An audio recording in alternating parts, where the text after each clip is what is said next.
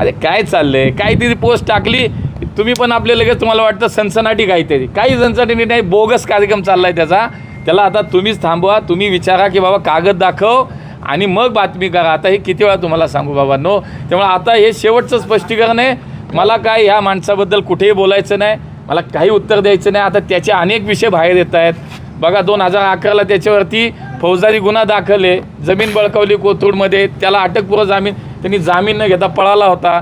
तो जामीन कुठं तरी त्याला मिळाला, मला काही माहीत नाही. असे गुन्हे त्याच्यावरती बाबांनो, हे बघा ना तुम्ही. वक्फ बोर्डाचा गुन्हा आहे, हा गुन्हा आहे, 10 गुन्हे आहेत. माझ्यावर एक गुन्हा दाखवा. उगाच आपलं काहीतरी रोज त्यांनी काहीतरी बडबड करायची आणि रोज आपली मीडिया मात्र चालली आहे. अरे नका करू. आता माझं म्हणणं खूप काम करायचं आपल्याला. बघा आज देशात 51,000 तरुणांना नोकरी दिली मोदीजींनी. उद्या माझा जनता दरबार आहे, 13वा जनता दरबार आहे उद्या माझा.